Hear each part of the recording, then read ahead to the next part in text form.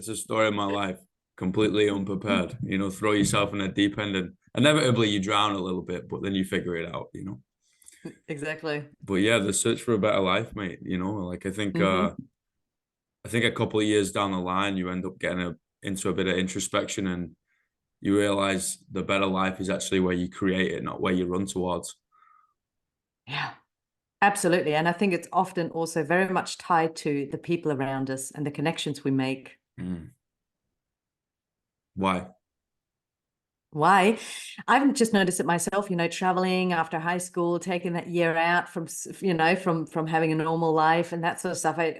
I always realized that it didn't matter where I was. I had the best time where I connected the most with people, where, Mm. I found people who were on the same wavelengths, who we, partied with or had great conversations with or awesome meals or whatever that might have been. I think so much has to do with the connections we have in life. And I don't know if you've heard of that, the Harvard study, which is like the longest study on earth about happiness, comes out of Harvard University. And they've been following over 700 men since, I think, 1938. Oh, wow. And their number one finding is basically compressed to one sentence is joy is who you share it with. Most of our flourishing, of our mental well-being comes down to the people we have around us, and how well we connect with people. It's social well-being is hugely underrated. I think so, and I think we're slowly starting to see the effects, right? Because we're all extracted and working from home and interacting with screens and all that type of stuff. Pubs in the UK. I went home for Christmas and talking to some friends, and they're like, "Oh yeah, a lot of them are shutting down." I was like, "Well, it was kind Yeah. of like a social watering hole. Granted, a little bit of an unhealthy one because you're there, you most likely drinking, but like you're surrounded by folks." You're always interacting. Maybe you see a new face and you're forced to say hello, rather than shutting down. I see it with kids like coming into the gym, like they get really bad anxiety attacks seeing folks that they've never seen before. You're like, Yeah. there's 8 billion people, guys. Like you're gonna see people that you've never seen before. That's kind of Yeah. that's kind of life. They're like, oh, Yeah. I can't deal with it. You're like, well, if you would have seen an avatar that you'd never seen Mm. before, it would have sparked some interest and some curiosity. That's kind Yeah. of the same of what we used to have, and we kind of have to come full circle, don't we? Yeah. I agree. It's so interesting, isn't it? And I think we also saw the effects during the pandemic, where all Mm. of a sudden we were so isolated from other people, for a prolonged, well, many of us anyway, for a prolonged period of time, and the impacts that had on our mental well-being, and how many people all of a sudden were languishing. I mean, that is a complex issue and has to do with more things than just our social connections. But I think another thing that's really interesting is the fact that we don't live intergenerationally anymore, right? Like no one lives with their parents, when they have kids on their own or anything like that. We move far away. We travel around the world, right? And maybe even seek distance from our loved ones or from our family. Who knows?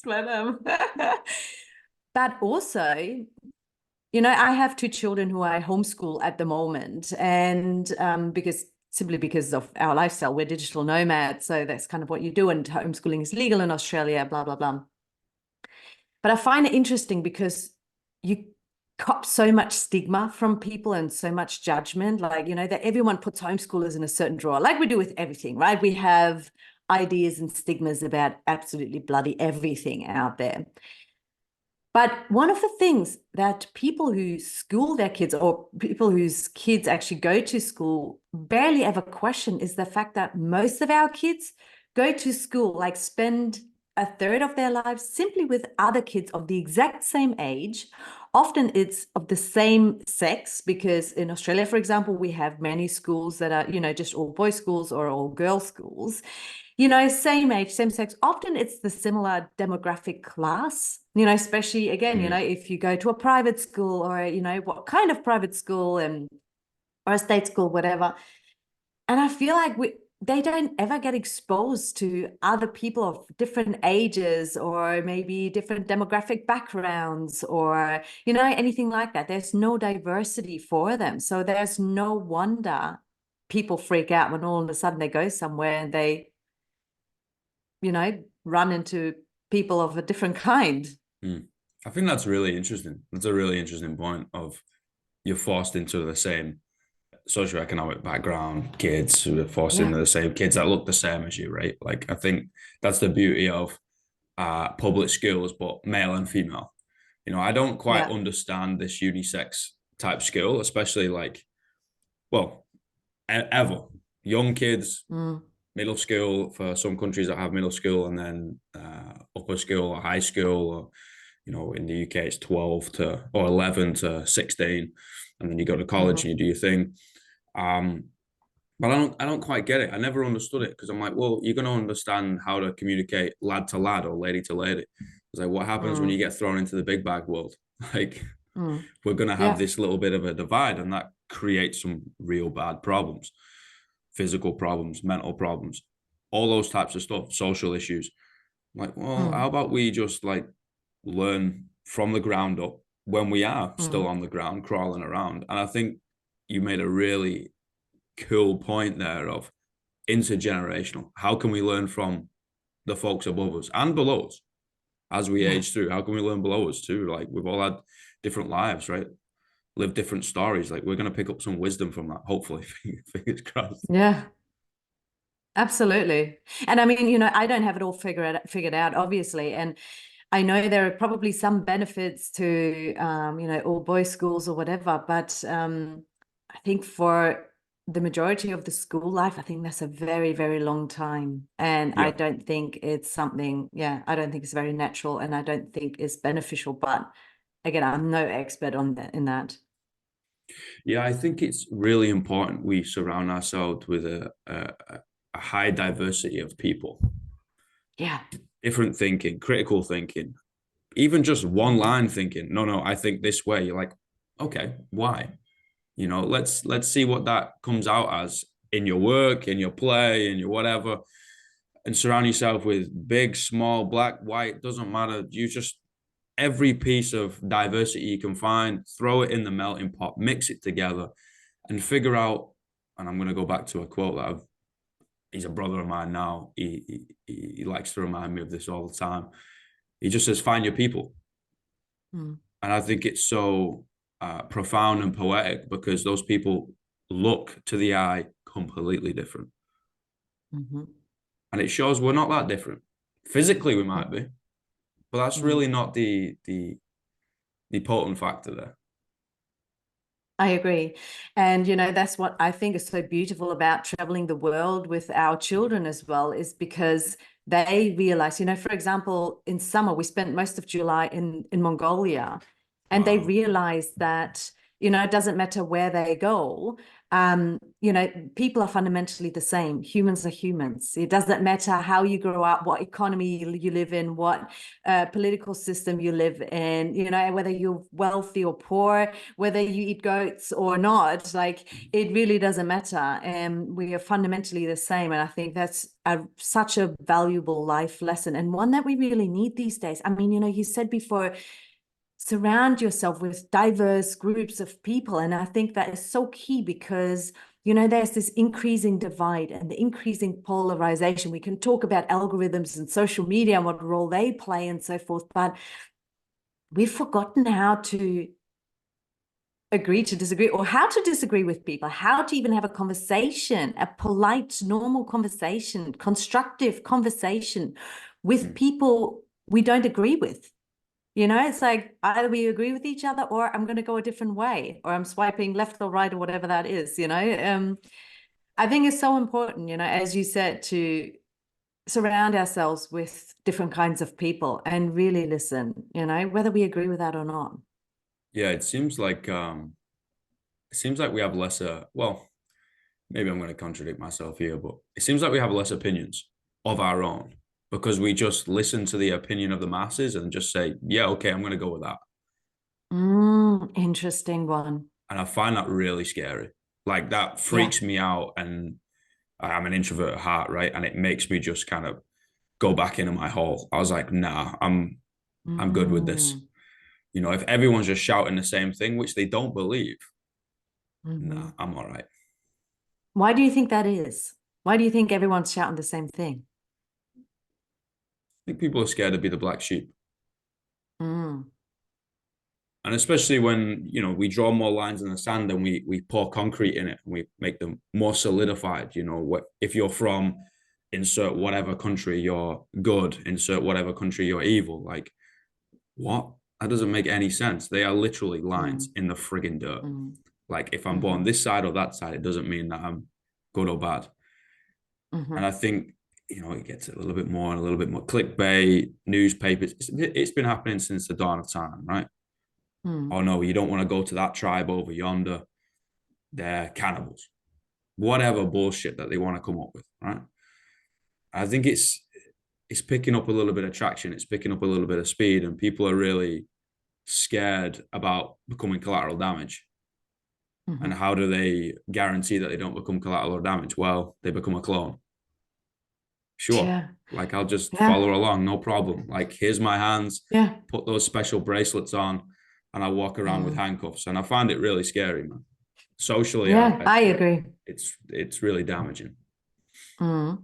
I think again, social media plays a big role in that as well. You know, Yeah. that here we are again talking about stigma, and everyone is, you know, everyone is chasing this life, you know, where you have a nice house and a nice car, and then a nicer house, and then a nicer car, and then another nice car, and then, you know, and then the perfect career and the perfect marriage and the perfect children whose agendas and schedules are crammed full because they do have to be those perfect children. They have to learn Japanese and play football and piano and, you know, everything else. And, you know, I think that's exactly what it is. You know, we kind of follow the same idea of a perfect life. I mean, obviously, you know, I'm talking from my perspective, you know, in a Western world, developed countries, whatever. And of course, I'm not speaking for everybody, but I think there is a massive trend. And what I find interesting is that over the years, I find this trend is becoming more global too. You know, like Yeah. 20 years ago, you could tell the difference between, let's say, the fashion in Australia and the fashion in Europe or something like, you know, fashion trends, let's just say, or how people lived or what they were chasing, what activities were hot and or whatever. And I feel like that is slowly blended in over the years. It doesn't matter where you go, it's all the same. We eat the same things, Mm-hmm. we wear the same things, we all have the same hobbies. It's sad. And you know what it breeds? It breeds midlife crises. Because at the end of the day, what people do when they sort of clone themselves in that way, they start to live a life on other people's terms. Yeah. And then, of course, at some stage in your life, you go, hang on a minute, my life looks perfect to the outside, and yet I feel like something is missing. You know, I feel it feels crap. It doesn't feel like me. I'm craving something else. So, you know, and then we call it a midlife crisis. And again, we attach a label to it and say it's kind of bad or whatever, you know, it's like, no, that's your wake up call to live differently, to start living a life on your terms, to identify your values, to question what you really think, to question what you really want, to identify your true core values, you know, Mm. and start living in line with that, not in line with what society calls success, you know? Do you think the midlife crisis is coming earlier? Nice question. Well, look, I think that midlife crises don't necessarily have anything to do with any stage in life. You can have quarter life crises. You can have a crisis at any time in your life. Basically, what it is an emotional crisis. And usually it's because you are somehow not living in line with your values. Mm. You're not living a life on your terms. You don't have the self-awareness to know exactly what it is you need and want in life in order to feel fulfilled and satisfied. And so then at some stage, you know, it's like you really start to notice it. It's like a rock in the shoe. In the Mm. beginning, it's like you barely notice it. If you don't get rid of it, at some stage you'll have a blister and it bloody hurts, you know, and you need to do something about it. And that's exactly what a midlife crisis is. And we may as well call it a quarter life crisis or whatever. It's just a wake up call to, yeah, live differently. So I'm not sure if you're asking, does it happen earlier and earlier in life? Perhaps. And perhaps, again, it has to do with social media and the fact that I think from a very young age, we start to clone ourselves, to use your words, Mm. you know, to chase that success the way it's defined by society. Success. But I'm not What does that sure. even Yeah, mean, you know? success. Yeah. It is a crazy, crazy word, man. Like Mm-hmm. people chase that dragon for their entire life. And Mm-hmm. it makes me question of like, okay, if we genuinely are only here once, this is our only way around this life. We're gonna get one shot. You're Mm-hmm. gonna spend 100% of it, your one and only shot, chasing this thing that you'll never touch. Mm-hmm. Okay. If that's genuinely Mm-hmm. what you want to do, I can't stop you. Nor will I judge you. Mm-hmm. If that's what you want to do, you go do what you want to do, you know? Mm-hmm. But like you said, we feel forced to get the bigger, faster car, bigger house, more expensive jewelry, whatever it is, right? And you're like, Mm-hmm. okay, all we're getting is self-medicated, you know, Mm-hmm. slightly or chronically depressed, slightly or chronically anxious. And then, Mm-hmm. you know, I worked in London for a little bit and worked in gyms for like 14 years, right? Mm-hmm. Um, and London was crazy. You know, we do 60-minute classes. Well, people would pay top dollar for 40-minute classes because they're in and out, because they got to get on the next thing. They got to go do the next thing. They got to go. I'm like, what the fuck is going on? It's like, guys, it's Mm-hmm. 8 p.m. Like, this is the last class of the day. What are you talking about? Like, let's take some time for you. Let's develop this relationship we got going on. You know, hopefully I'm a Mm-hmm. guy that you can confide in with some struggles, even if it's just physical and you don't want to say anything about your family. Like, Mm-hmm. no, I gotta go. I gotta go back to the office. You're like, it's Yeah. what? Okay. Like, if that's what you Mm-hmm. want to do, that's how you like to spend your time. I'm not gonna stop you. Free will. Yeah. Mm-hmm. But I find, especially in UK, I think a lot of kids are jumping ship. And I say kids because they're about 18. Mm-hmm. They're in that cusp of, do we go to university? Do we not? Mm-hmm. And I think a lot of kids are getting into the stage where I'm like, well, I could rack up close to £100,000 worth of debt and not be guaranteed a job, right? Yeah. Or I could just say, fuck it and go get a working holiday visa somewhere and go figure it out. Mm-hmm. And I think Yeah. a lot of people are feeling the pull to go do that one. And I Yeah. think it's a good thing. Yeah. It's an interesting observation you have. I don't know. I don't know if I see the world like that, if I can see the same trend. I'd hope so because I'd much um support that idea. You know, people in their idea of take a year off because that perpetual race we already, you know, have got going on in society. Well, a lot of people tend to do that for the rest of their lives anyway. Yeah. That hamster wheel life, the Yeah. Monday to Friday, 9 to 5, the more and more and more of everything.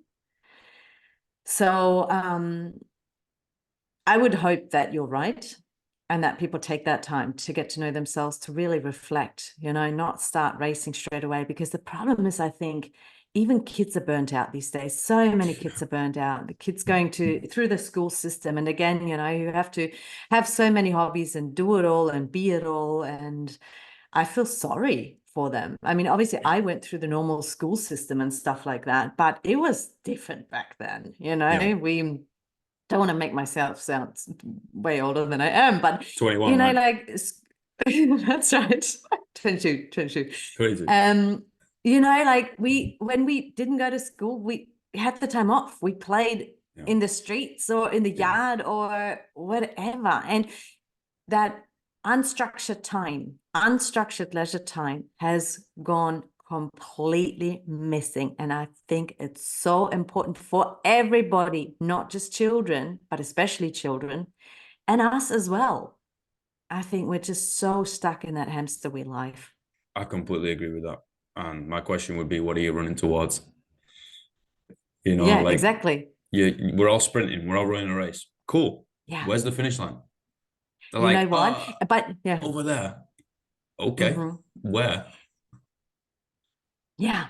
And you know what? I would ask, what are you running away from? Because even when you ask, what are you running towards? I think you'll find that most people have no clue whatsoever. Most people are running away from something. because their whole hamster wheel life is a culmination of a whole range of fear-based decisions. And I think that is the saddest part of it all.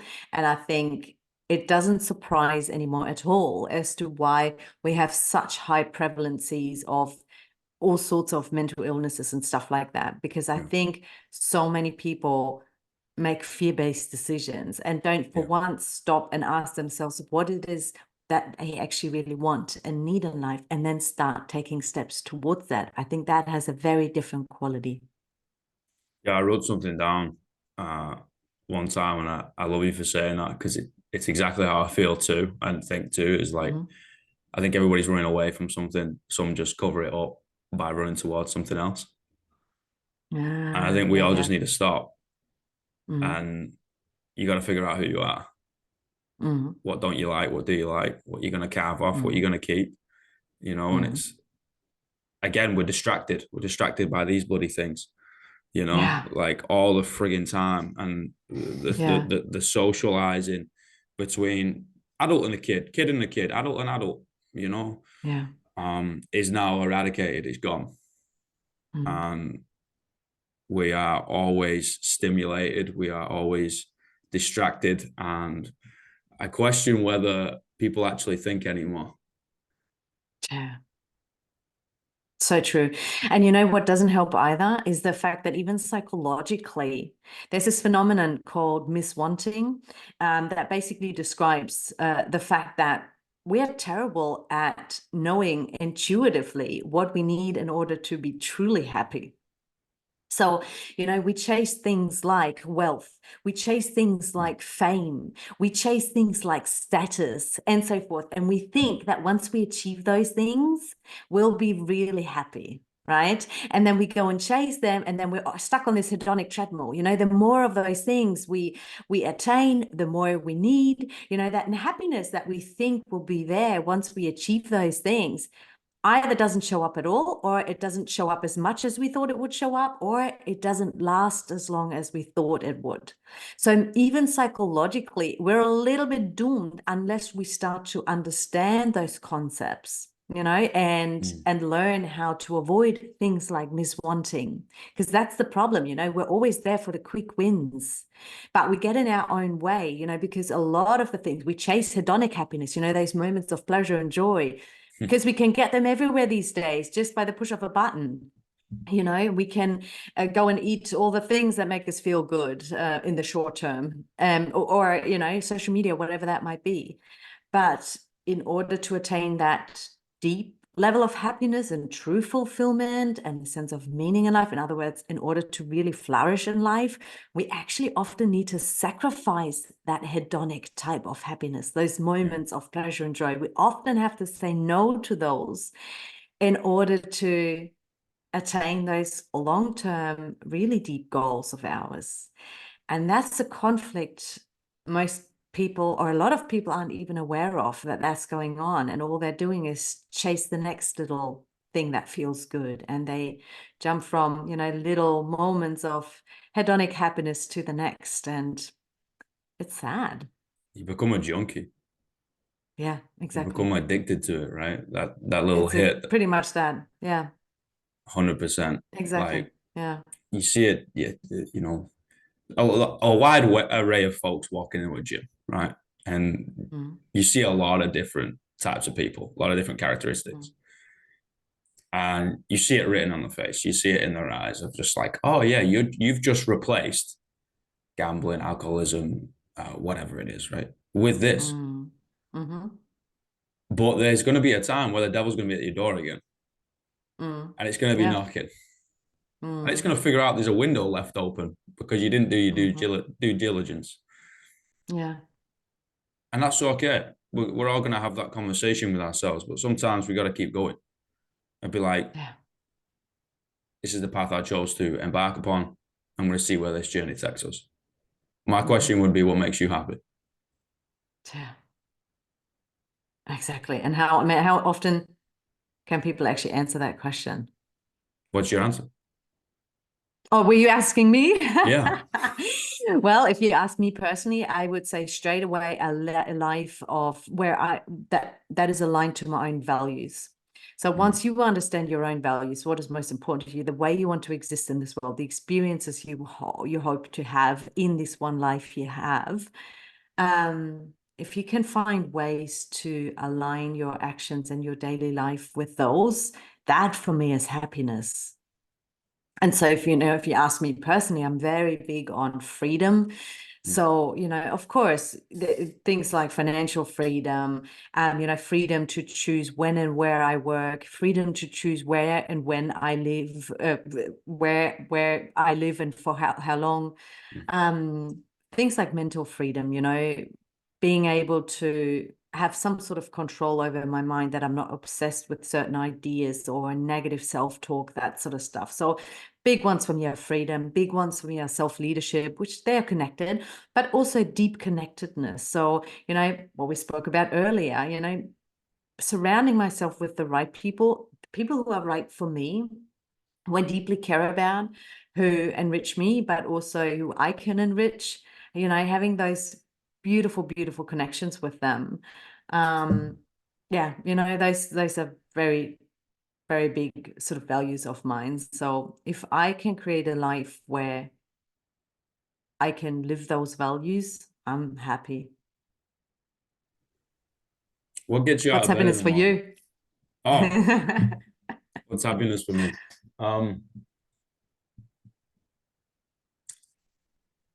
Seeing the joy in people's eyes, seeing people smile, like just folks having a good time, whether it's a little bit of a dance, whether it's good food, whether it's talking shit, whether it's they've achieved something. I think the connection between human beings should not be underestimated. And I think I underestimated it for a while. I think I could not take on the world, but be a bit of a lone wolf. Like I said, I retreat off sometimes, and I used to, this is like 10 years ago, I used to coin it to myself of getting ill. Like sometimes when you get ill, you get the shivers, you get the sweats, and it kills off all the bad stuff, and then you get a little bit better. And then I'll just dart off into the woods, or I'll go on a one-way holiday, and I'll kind of figure it out, me in a notebook. But I think I underestimated the power of social connection, and being in that mix makes me happy. Seeing people thrive through that and figure themselves out together, in real time. That's why I think it's a privilege doing this thing. A stranger on the internet, said, yeah, sure, I'll share my most precious commodity of time and have a conversation with you. I'm like, fuck, okay, cool. This is an honor. Thank you so much. Like, yeah, I think it's a real privilege too. let's talk some shit, Yeah, and just hit record. Yeah, sure. Wherever it goes, Yeah. And I think that's the beauty, it's unstructured.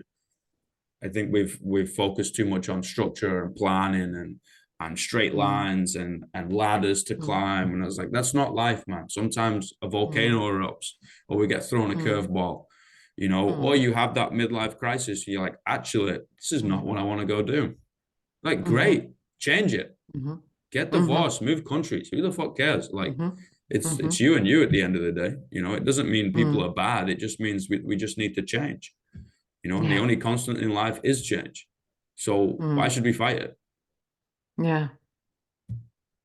But I've got 3 questions. You do? Okay, here we go. Don't give me a drum roll. I'll start getting nervous. All right. What is the greatest piece of life advice you've ever received? Oh gosh, the greatest piece of life advice. I don't know if it's the greatest piece, because I think there's a lot out there that we really need, but look, I was going to say the first thing that came to mind, to be quite honest, and that's that health is not everything, but without health, everything is nothing. And I know that sounds so cliche and stuff like that. There's this story too. And there's, when I don't even know what you call it. Is it like a friend book? You know, when we used to go to school and we had these friend books and you give it to your friends and they write something in it, like a poem or something. I don't know if you had that, but I don't know. anyway, You and I are maybe I'm different friends. showing. I usually just usually get slaps. Yeah. Anyway, I remember I gave it to my dad and it was like this big thing because oh my, you know, my dad and I have a beautiful bond. Anyway, and I thought he was just going to, you know, write how much he loved me and blah, blah, blah, blah, blah. And that was the only thing he wrote in there by Arthur Schopenhauer, you know, this German philosopher, whatever. And I thought, that is so dry. That is so boring. But it's so funny because obviously, you know, years later, I became a psychologist and I did my PhD in public health. I worked in the healthcare system for a very long time. And even now, I come back to it again and again because obviously, you know, if you don't look after yourself, and by that, I don't just mean the body, but obviously the mind, it all starts with your body and mind. So you got to start by nurturing that. And then you can chase other goals, you know, because if you don't have that, everything's nothing. So that's probably the answer I'd give. Sorry, I keep muting on mic. There's some construction outside. Can you hear it? Yeah, absolutely. Oh, not the construction. Oh, perfect. I completely agree, man. You know, we neglect it. I had this conversation this week of like, it's funny how our health is the first thing to go when our life gets a little busy. And you're like, what are you gonna do when you don't have it? Your life is Yeah, gonna fucking stop. It's gonna be exactly. forced to a halt, you know. So work out 3 times a week, go for a walk. I don't care. Do whatever. Yeah, Make sure you're yeah, not eating Mackies every day. You know, yeah. make sure you're not drinking like 3 liters of Coke. Like let's Mm-hmm. do the basics. Sleep a little bit, Yeah, you know? Like let's do yeah, the real basics. And then like you're gonna yeah, be about 60% of the way there. yeah. I agree. What's the worst piece of life advice you ever received? I try to shelter myself from the bad life advice. Um, I don't know. To be honest, I think just some of the things that society, you know, defines as success. It's like, you know, if Yeah. you're financially free, then you've got it figured out, or, um, you know, the things to chase, financial wealth, status, Mm-hmm. um, fame, any of those things. I think that's just the life advice almost society, you know, prescribes, Mm-hmm. and we got to be careful. Chasing fame is weird. I The think what those is that weird? chasing fame, Oh yeah, I think that's a weird one for me. yeah. Why is that? You chasing it? No, fuck no. Mm-hmm. I would prefer to be incognito. I'd prefer not to people not to know who I am. Um, yeah, I think you know it's a bit narcissistic chasing fame, and I think Mm-hmm. again I wrote something down. I hope everybody forgets my name to prove that the deed is more important than the doer. I think what we do Mm. in life, to to quote Gladiator, echoes in eternity, not the person. I think the person is just a combination of letters stuck together with a pretty face attached to it, and that's about it. You know, like Mm. this thing's gonna decay. Get rid of it. The soul's gonna go Yeah. somewhere else, whatever you believe. Mm. But the fact that it was done is the most important. Mm. Uh, The ego is a funny thing. the ego is a funny thing, mate. Mm-hmm. Yeah, that is a whole Mm-hmm. different can of Funny, not worms. funny. Yeah, that is that is one fight that is eternal. But Mm-hmm. I got one more question. Go ahead. What are the 3 words you would tell your younger self?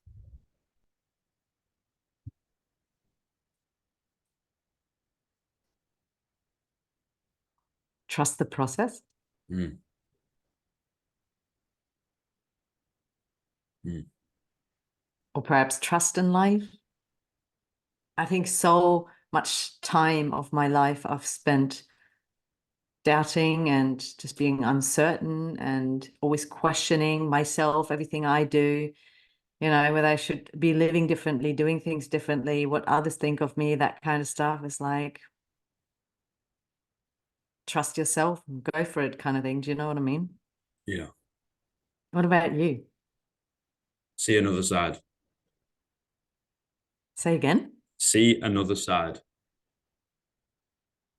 See another sad. Side, like Oh, perspective. yeah. Um, yeah. Grew up blue collar. Grew up in a social environment where your social hierarchy was dictated by how you could clench your fist and how you can propel it towards somebody else's face, rather than smarts, rather than words, rather than emotion, rather than fucking anything. And by some dumb luck, I think I was so desperate I didn't quit. I pursued this fitness thing, and it took me all the way around the world. And you meet a lot of people along that journey, and you hear a lot of different stories and different perspectives and where they're from and what they can and can't do and all that type of stuff, the family. And you're like, holy shit, okay, cool. I never would have known that if I would have stayed in the same spot doing the same shit. And I probably would have never made it. Like it would, those types of places swallow you up. Well, see another side. Yeah. See another side. That's beautiful. I love that. I think it's so, so important. Mate, this has been an honor and a privilege. Thank you so much for your time. Thank you so much for having me. It was a real, real privilege for me too. Thank you. Very You nice are more meeting than you. welcome back anytime. But you go do your thing, and I'm really excited to see what you do next. Awesome. Likewise. You take Thank you, care. boss. We'll speak soon. Bye-bye. Legend. Bye. Bye, everybody.